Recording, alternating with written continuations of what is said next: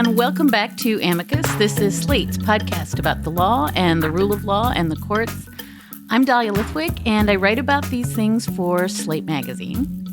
The High Court is in the midst of its long break this week, so aside from a little depressing revelations about the spouses of justices who evidently make some bank off relationships to their partners last week, and a little ethics reform news this week, things are relatively quiet at the Marble Palace. In his State of the Union address on Tuesday night, President Biden largely forgot to mention the court or the EPA or the Clean Water Act or the loss of abortion rights for half the population. All that happened kind of in a blur. But given that Justices Clarence Thomas, Samuel Alito, Sonia Sotomayor, and Neil Gorsuch all took a pass this year anyhow, maybe it doesn't really matter. I just want to take a break for a moment to remember that when Justice Clarence Thomas stopped attending the State of the Union back in 2010, he explained his reasoning to students at Stetson University College of Law in Gulfport, Florida, by saying this, quote, "I don't go because it has become so partisan and it's very uncomfortable for a judge to sit there." Thomas went on, quote, "There's a lot that you don't hear on TV," quote, "the catcalls, the whooping and hollering, and the under-the-breath comments." Well, that was 2010. Happily, in 2023, scarcely any under-the-breath comments anymore under all the catcalls, the whooping, and the hollering.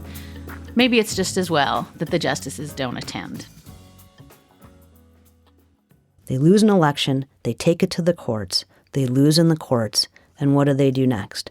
They intimidate the judges or justices who ruled against them, who are doing their job, who are following the rule of law. For today's show, we are turning to a layer of the U.S. constitutional fabric that was once largely taken for granted, but now finds itself under intense scrutiny and the subject of threats both extra-legal and really systemic.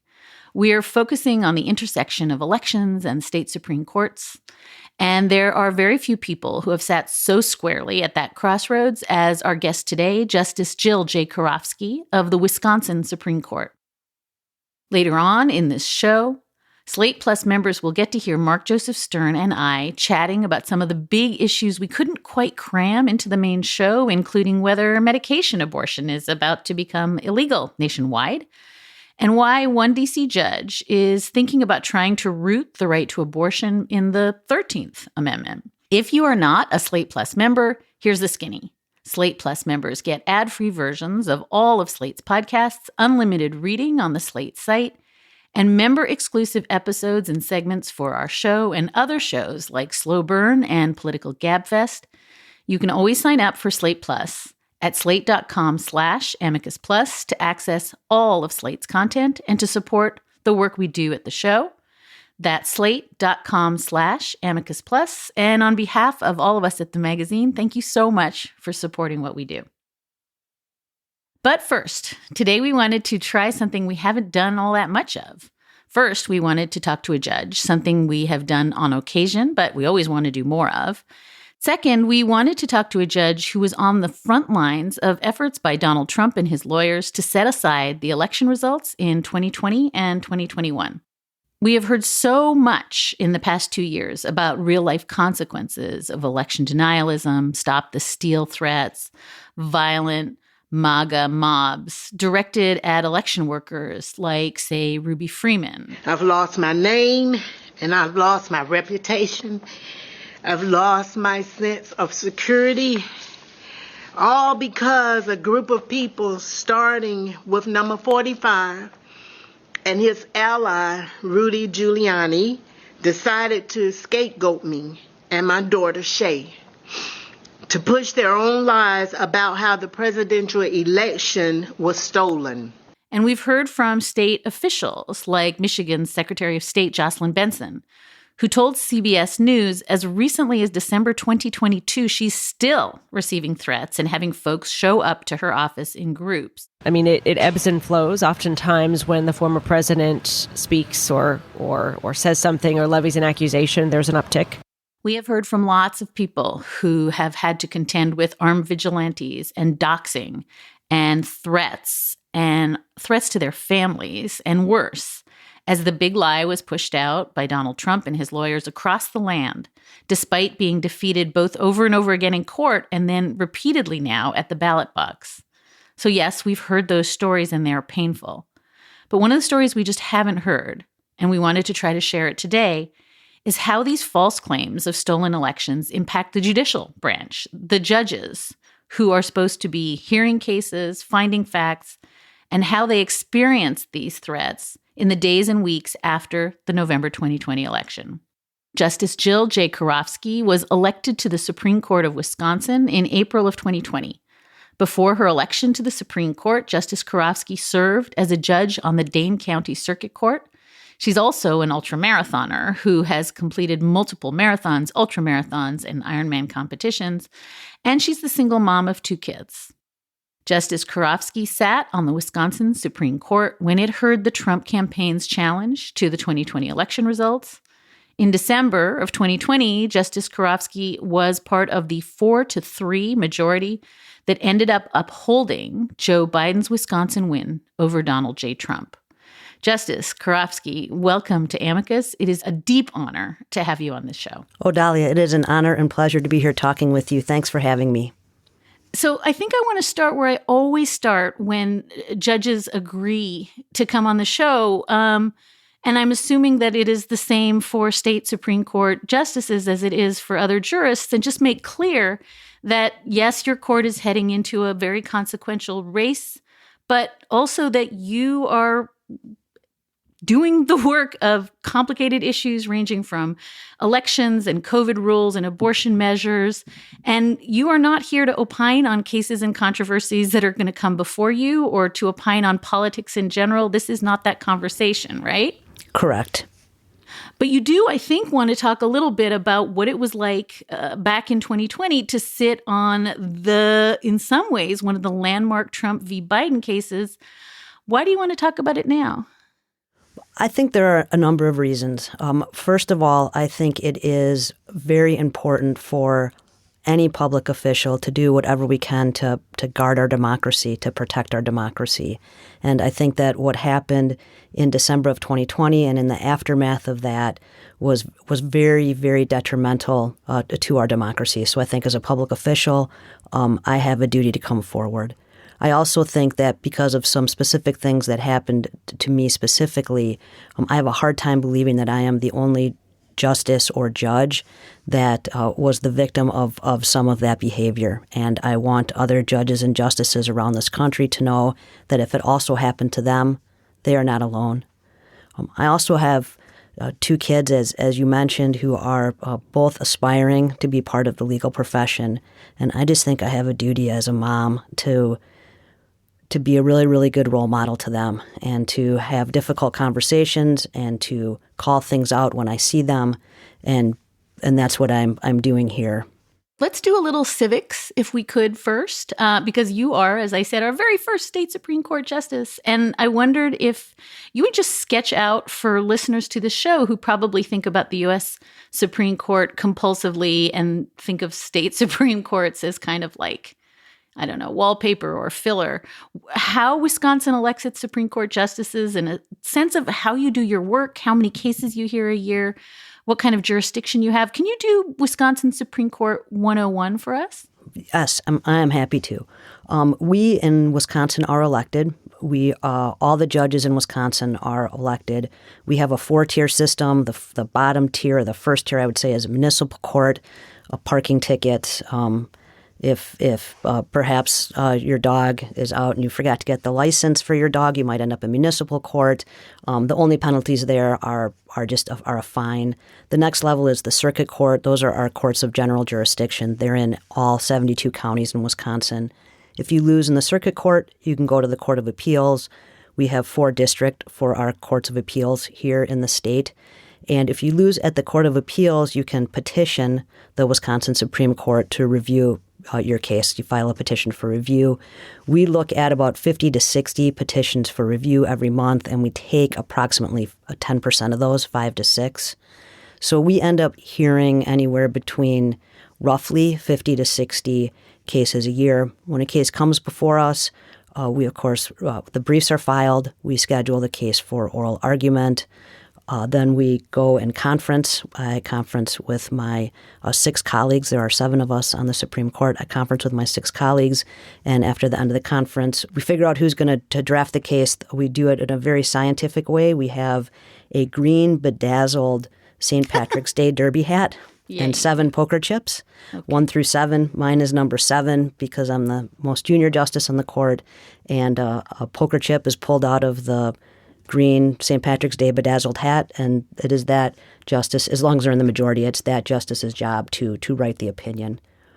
Our terms are 10 years. There can only be 1 Supreme Court election a year for purposes of stability. And you did mention this a little bit, but we are in the midst of an election here. We have a very important election coming up. The primary will be February 21st, and the general election will be April 4th. I want to go back to your own election, just by way of setting the table. Voting during a pandemic in Wisconsin, I think folks probably remember a little bit about that. Can you walk us through what your state Supreme Court race was like? Sure. It was normal, and I'm putting normal in air quotes because I don't think any campaign is normal, but it was a normal campaign until the middle of March or March 10th, 11th, 12th. Of 2020, when everything suddenly shut down. We had to pivot very quickly from a normal election to a COVID election. All the other states, it was also during the same time of the presidential primary, of the Democratic presidential primaries. All the other states had postponed their elections. Our election was scheduled for the first week in April. The governor tried to move the date of the election to keep people safe, and the state Supreme Court the night before we were to vote said no. The U.S. Supreme Court, there was also a case up at the U.S. Supreme Court. The U.S. Supreme Court also said that we were going to vote. They gave a little extra time for absentee ballots to come back, but that was it. And so people were forced to vote in a pandemic. They were forced to choose between keeping themselves and their families safe and going out and having their voice heard in a very, very important election. In Milwaukee, where they usually have 182 voting sites, there were 5. And I thought we were going to lose after losing those lawsuits. I woke up on the morning of the election day, and my phone was just blowing up with pictures of people in Milwaukee who were braving long, long lines in the face of COVID. And if you remember COVID from April of 2020, I mean, no one knew how it was transmitted. Everyone was really, really scared. But these brave, brave, brave citizens of Wisconsin soldiered on, and they voted. I then had to wait 6 days for the votes to be counted because, as you also may remember, mail was very, very slow at that time. So there was additional days. And then on April 13th, I was just thrilled beyond words and honored to win the election by almost 11 points. We never should have had that election, and I wrote about that. Actually, there was had the opportunity to write an op-ed piece in the New York Times spelling out all the reasons we should not have had an election on that day, but we did, and people were brave and came forward and voted. And I know this is a tricky question for you to pick your way through, but I do think it's sort of everywhere and nowhere in the conversation thus far, which is state Supreme Court elections are really different now than they used to be. And I think, I'm mindful of the fact that Justice Sandra Day O'Connor, when she stepped down from the court, kind of devoted so much of her career to thinking about whether elections were a good way to select judges and whether this was getting very, very corrupted and corroded by big money and virulent campaigns. And I wonder if there's sort of a way for you to reflect on the fact that in many ways everybody is watching this Wisconsin upcoming election in a way that I think even 10, 15 years ago, state Supreme Court elections just didn't matter. I think they mattered. I think they always mattered. I think for a number of reasons, though, the spotlight has been on state Supreme Courts. I think the U.S. Supreme Court has been giving state Supreme Courts more of an opportunity, if you will, to decide on important issues. I think also in a state like Wisconsin, where we have an impasse often between our governor, who's a Democrat, and the legislature, who's Republican, that a lot of issues, a lot of important issues from the state then come to the Supreme Court to be answered. So I think there are a few reasons that is happening. So you're sworn in on August 1st of 2020. Correct me if I'm wrong, on mile 35 of an ultra marathon?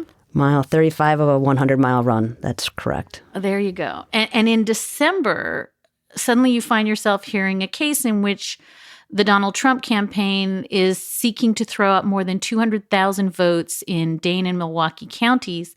Can you just share with us the gist of what the argument that the campaign was pressing in your court was? I would like to just back up just a slight little bit and explain that it was a very, very close election, that President Biden and Vice President Harris won by a little over 20,000 votes. The Trump campaign then came forward and asked for, it was, I think, 227,000. It was over 220,000 votes. They wanted those to be just taken away from the votes cast only in two counties, only in Milwaukee County and Dane County. They did not, one thing that they were contesting was that there were absentee envelopes that witnesses had signed, and the witness address was not completely filled out. And so sometimes the election officials would fill out the last part of the address, like the city or the state. The second thing that they complaint was an event called Democracy in the Park that occurred here in Madison, where people dropped off their ballots in a park. So it was, it was outside, so they wouldn't have to be inside, where they would have a greater chance of perhaps contracting COVID.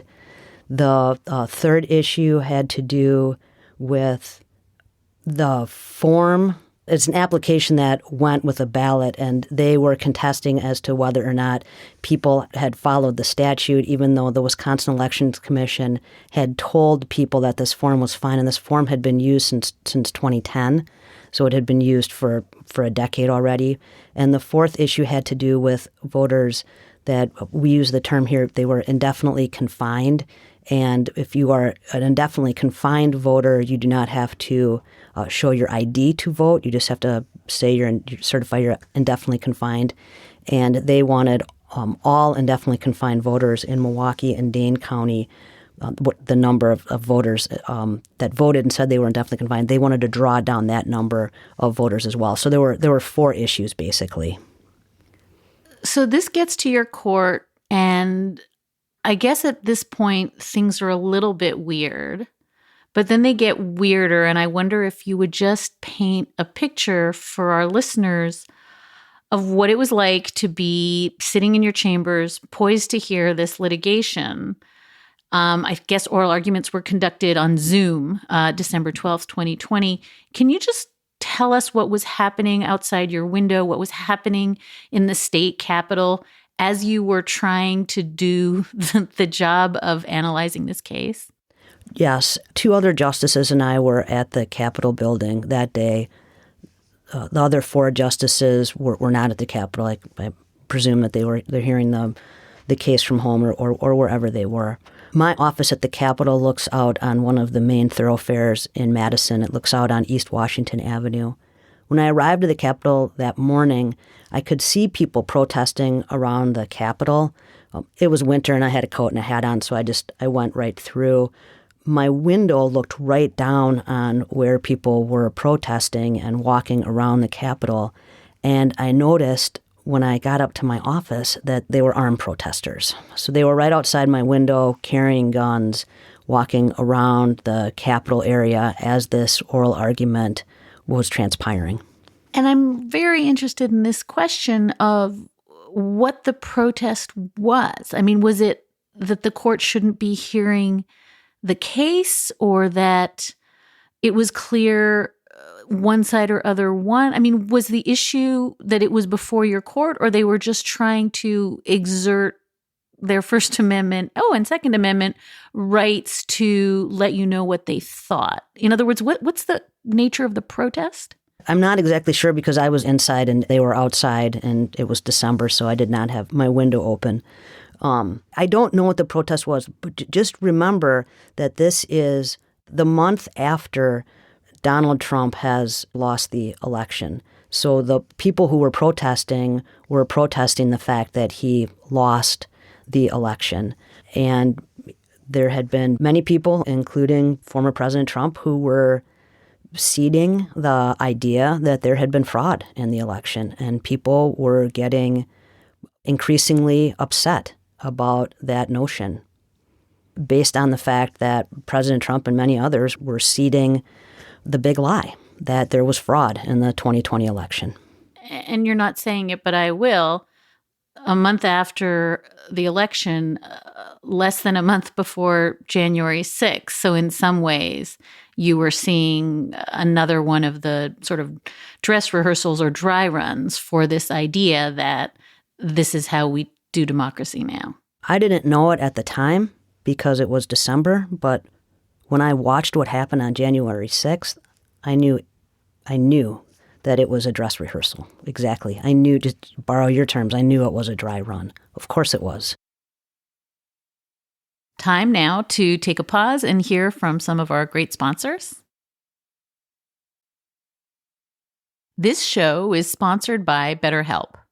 When you're at your best, you can do great things, but sometimes life gets you bogged down and you may feel overwhelmed or like you're not showing up in the way that you want to.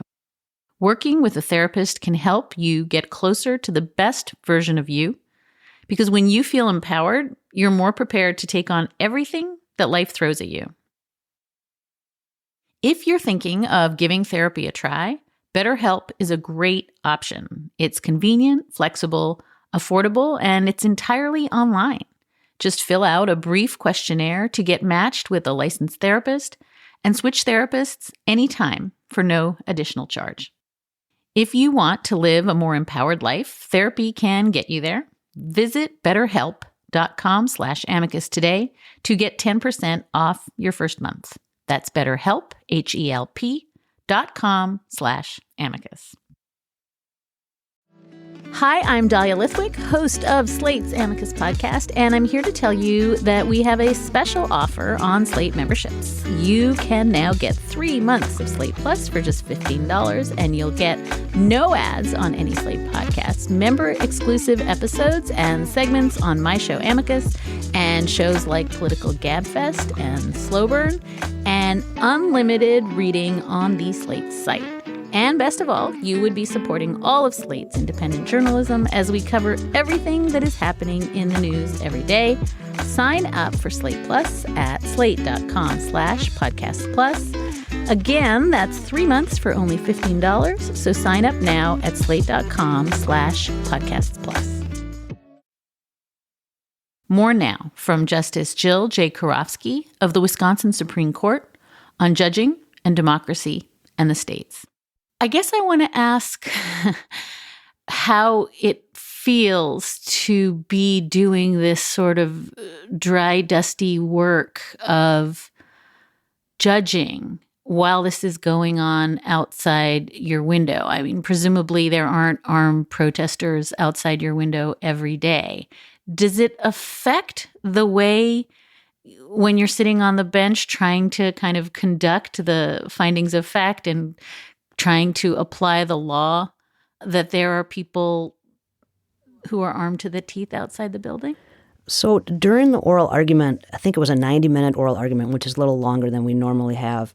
I was looking at my Zoom screen. I had pages and pages in front of me that I was also looking at. We had only received the case, hours before, really. We had to learn a lot of material very, very quickly. So I was really engrossed in what was going on with the oral argument. I was distracted from time to time because I could hear them out there, but they didn't have my attention. What had my attention during the hearing was what was going on during that hearing, what was going on Zoom, what the attorneys were saying. So, Justice Karofsky, during oral arguments, you kind of ended up making something of a stir around the nation when you pointed out to President Trump's campaign lawyer, Jim Troupis, that he was seeking to throw out votes, as you said earlier, only in the 2 Wisconsin counties with the highest number of Black voters. And I think you said, in your lawsuit, what you have done here is you have targeted the vote of almost 250,000 people. 250,000 people, not statewide in Wisconsin, but 250,000 people who live only in Dane County and Milwaukee County, 2 of our 72 counties. 2 counties that are targeted because of their diverse populations, because they're urban, I presume because they vote Democratic. This lawsuit, Mr. Troupis, smacks of racism. And I do not know how you can come before this court and possibly ask us for a remedy Donald that is Trump's unheard of team in complained American about history. this remark, right, to the then GOP-controlled Homeland Security and Governmental Affairs Committee. Immediately, this was sort of pulled out as something way out of bounds that you had said. Is that right? So I had watched Donald Trump's lawyer, Jim Troupis, argue the day before in Milwaukee County before the case came to us, and I was getting increasingly concerned about the fact that if we heard the case, and then we were going to hear the case, that we were suddenly, the Supreme Court was going to be a stage for their big lie theater. And I was very, very worried about that, both for the integrity of the voters from November and for the integrity of the institution of the court that I sit on. And when I started to read the briefs and really start to digest what I was reading, my level of concern just kept rising and rising and rising, because what they were trying to do was disenfranchise voters from only Dane and Milwaukee County. They were trying to disenfranchise voters from the 2 counties, the most urban counties, the counties that vote Democratic always, the counties that have the largest number of minorities living in them. And the lawsuit, and I said it then, and I will repeat what I said then, the lawsuit smacked of racism. And it did smack of racism, and I said that, and I pointed that out. And there were a lot of people who were upset by my comment, and I stand by what I said because that was what I was reading. And then I asked Mr. Troupis if he could tell me, if he could give me an example of one voter in Dane County or one voter in Milwaukee County who had cast a fraudulent ballot. The other comment you made that day, which I think also got folks' hackles up, was... In this state, we accept the will of the voters, and they spoke. And for you to come forward today and start just throwing out allegations of fraud with zero evidence whatsoever, what is America? It is not self-government. I'm sorry, it is self-governance. It is not governance from a king.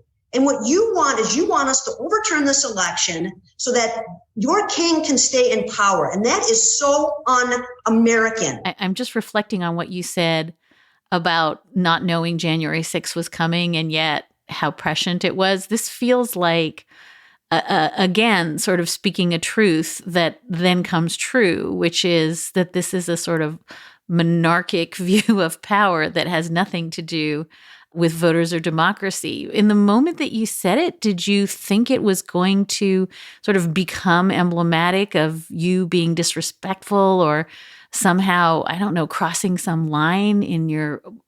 we should note, this is what oral argument is for, right? Right. Oral argument is so you can test the theory of the lawyers, so you can test the theory of both sides, so you can ask pointed questions and ask them, what about what I'm saying? What about how I'm characterizing your argument is wrong? And I am not the only judge or possibly justice to make the comment and to draw an analogy between what was happening in those post-election lawsuits and how much it looked and it felt like they were trying to keep their king in power. And this isn't like a notion that I just, came up with, right? Alexander Hamilton wrote about this in the Federalist Papers. I mean, we had a whole revolution, right, about kings. It's not like I suddenly was pulling something out of thin air. This truly is what our country was founded on. It's why our country was founded the way it was. It's why we have the system of government we have. It's why the rule of law is so important here. It's why we have three branches. And I was seeing it being, absolutely destroyed. In the courtroom that I had worked so hard to get to right before my very eyes, I felt like I had a duty. I felt like the people of Wisconsin elected me to protect our democracy. And there was no other way I could think of to explain what was happening. There was no other question I could think of to ask, no other way to put it than the fact that they were trying to keep their king in power. I'm going to ask you to talk about what followed, because what followed were threats and nasty messages and voicemails, and some of it was just rank anti-Semitism, rank misogyny directed at you. And I want you to talk about it only to the extent that you're comfortable, because I'm very mindful of the fact that sometimes when you ask people about the awful stuff that has been directed at them and their families and their loved ones, we're sort of asking them to repeat things that were horrible and traumatizing at the time. And so there's a part of me, that wants to read back to you the website, the white supremacist website, Daily Stormer's references, to you and your colleague, Justice Dahlia, as, quote, Wisconsin Jews, and read back the anti-Semitic conspiracy crap. But I also kind of don't want to make you relive the nuts and bolts of it. But I wondered if you would be willing to talk a little bit about the experience of having just this unbelievable blowback based on your comments at argument directed at you. There were a number of phone calls that came into my office, and there were, I think, some emails as well. And there may have been a written letter. I just can't recall right now. There was a records request, and I asked my clerks to download all the calls onto a thumb drive that we gave to the reporter. I never listened to those, and I didn't read the article until a couple of days ago, because I didn't want to read all of it at the time. And now, having had a couple of years, I'm glad I had it. It was difficult to read even a couple of days ago. It's all the terrible things that you think people might say to a public official. It's very, very personal and downright mean. My biggest concern at that time, of course, was my kids. I mean, I don't want them to be in harm's way. I did have increased security for a number of weeks afterwards, as did, as you mentioned, my colleague Rebecca Dahlia, and as did one of our other colleagues on the court, I know. So here's another thing that I wanted to ask about. Your monarch line got cited in a footnote in the dissent when we finally get a 4-3 ruling. And the dissent goes after your, as we just said, your very deeply felt, historically grounded analysis of the difference between how monarchies and democracies work, and sort of accused you of, quote, overt political bias, and then went on to say this destroys confidence in the integrity and impartiality of the judiciary. And I think this idea of who is destroying confidence in the judiciary is a subject we have mined so much on the show.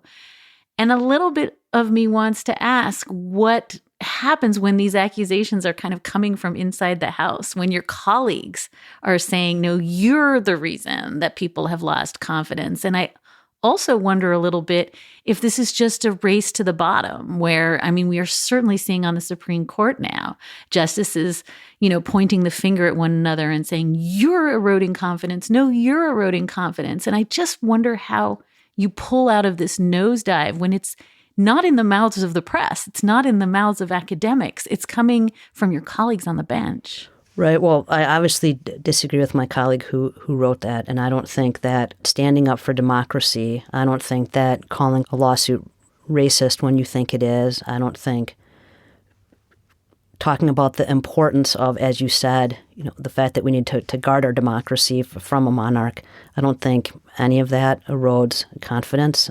I think what I said might actually, I would hope, help the impression people have of the court when they see people standing up and pushing back and fighting for what's right. As far as another justice writing that in an opinion, I work really, really hard to have positive relationships with my colleagues. They can write what they want to write. I can't control that. I can just put my head down and keep doing my job and try to have the most positive relationship I can with the other 6 members of my court, because we have important business to get done. We don't just kick out one case a year, right? Like I said, we have 50 to 60 a year. So in addition to that Trump versus Biden case, we had another 40 some odd cases that we had to get the answer right, that we had to do justice. And so I had to just put my head down and go forward and do the work that I was elected to do. We're going to take a short break. Now let's return to my conversation with Justice Jill Karofsky of the Wisconsin Supreme Court. So this is exactly where I wanted us to land in this moment, which is you're trying to move forward. You have other stuff to think about. This is behind you. The case is over. We're moving forward. And yet after the threats and the guys with the guns and the messages and, the potshot in the dissent, there's a complaint to the Judicial Commission. And it just feels like this hangs over you for even longer. And I know you haven't talked about this publicly, but can you just walk us through that next phase of this sort of endless saga of being dragged into the past? Yes. The term ended. Our term ends. It's very similar to the U.S. Supreme Court. Our term ends on June 30th, and we are able to catch our breath for a few weeks in the summer. And in August, I went up to my chambers to talk with my clerks, and they said, hey, there's something you need to see. And they showed me a letter from the Wisconsin Judicial Commission saying that there had been a complaint filed against me because of some of the things, and you and I have just talked about them, that I said during the Trump versus Biden oral argument. So this is 9 months after the oral argument took place. Now, all of a sudden, there is a complaint with the Wisconsin Judicial Commission that I needed to attend to. For those of us who don't know what a complaint to the Wisconsin Judicial Commission signifies, is this a big deal, or is this like a go sit in the naughty chair? How big a deal is this for you? It just depends. They have a lot of discretion in how they dispose of cases. Once they get a complaint, they first have to decide whether or not the complaint warrants an investigation. And the letter I was receiving was saying, yes, this complaint warrants an investigation. After investigation is complete, you have a chance to, quote, defend yourself.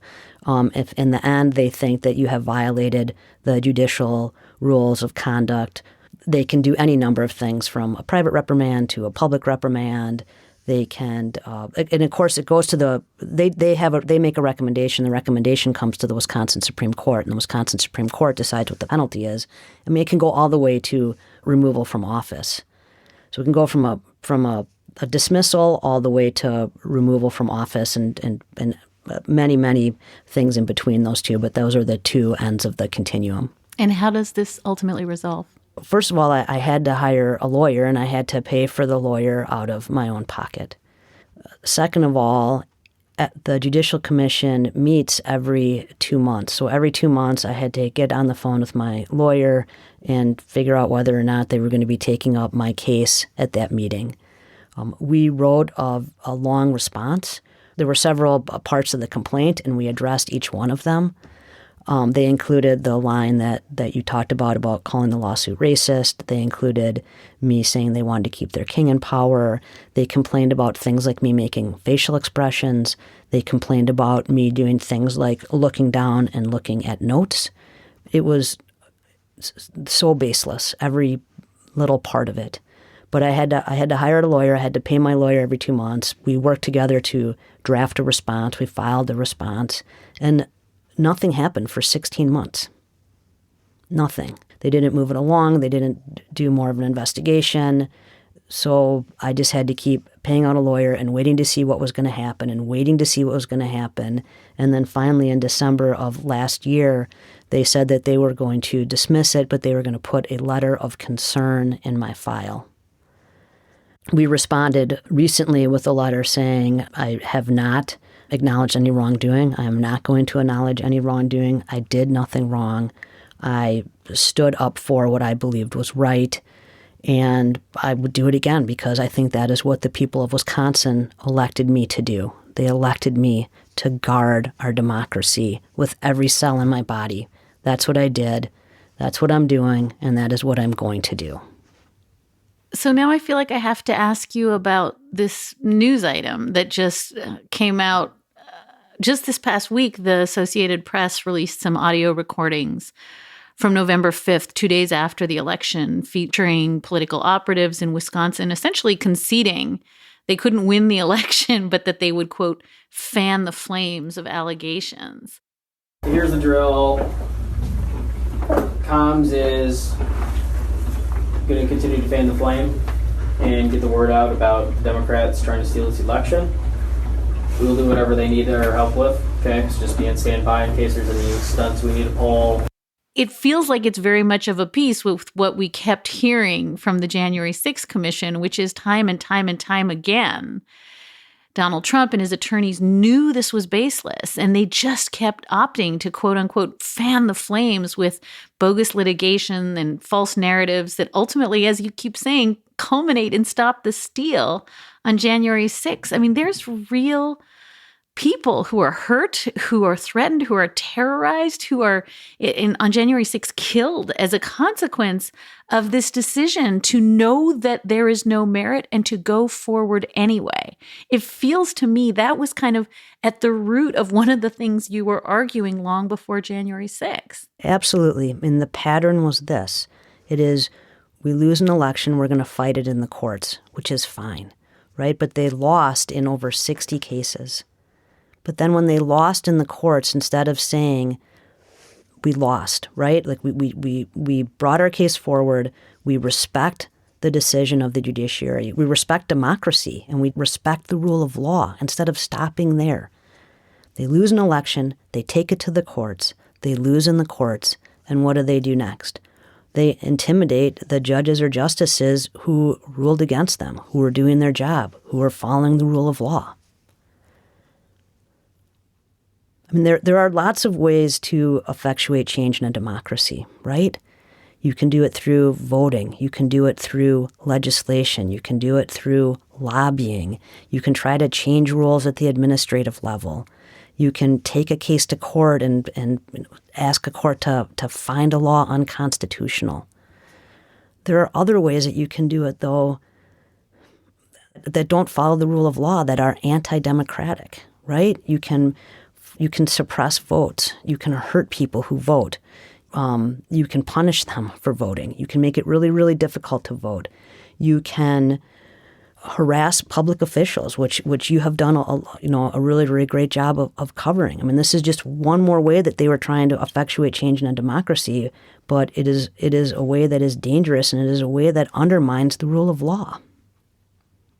Can I ask you if the midterms, these just past midterms, and the ways in which it felt as though there was such a widespread renunciation of some of the big stop the steal energy and the worst forms of election denialism, and a sense that even though these ideas you and I are talking about are abstract to the point of almost, ephemeral, that somehow the American people did not want to side with that, gun-toting, vigilante, doxing, January 6th energy. In other words, is there some comfort in the fact that given the chance to go over that cliff, so many voters seem to have backed away from it? Or is that me being wildly optimistic? Dahlia, I would not be here talking to you today, telling you all of this, bringing up all these memories, if I didn't think that there was a brighter future. I wouldn't do it. Of course there is. Of course there are great people in this country who are doing whatever they can to move the ball forward. There are people in this country who are going to vote, and they are going to the polls to vote even though it's difficult for them. There are people who are deciding to run for office, and they are sacrificing many, many things to run for office.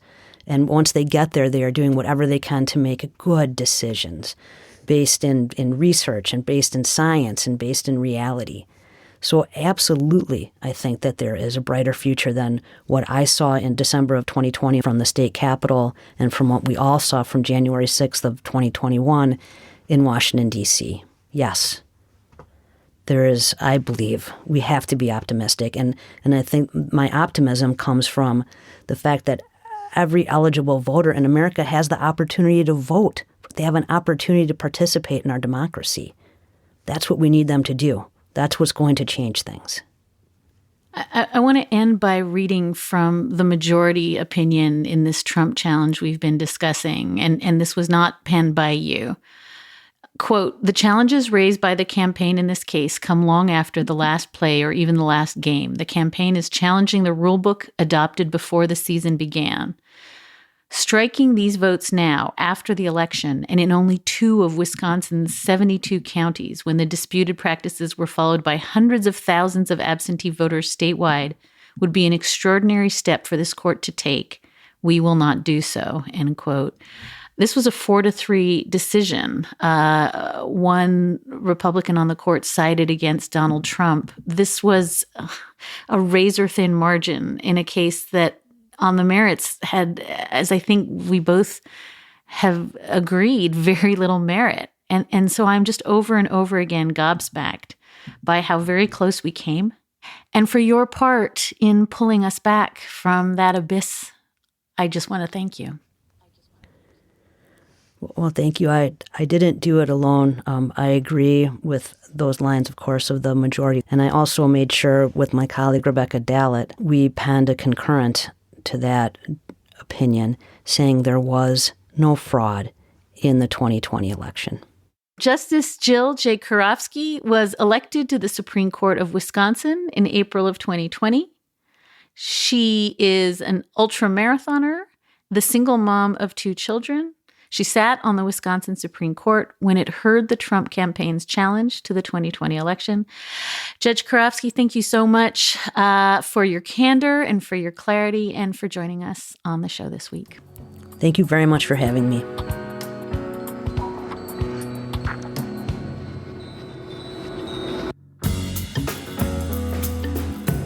And that is a wrap for this episode of Amicus. Thank you, as always, for listening in. And thank you so very much for your letters and your questions. You can keep in touch at amicus@slate.com, or you can always find us at facebook.com/Amicus Podcast. Today's show was produced by Sarah Birmingham. Alicia Montgomery is executive producer of podcasts at Slate, and Ben Richmond is our senior director of operations. We will be back with another episode of Amicus in 2 short weeks, and until then, take good care.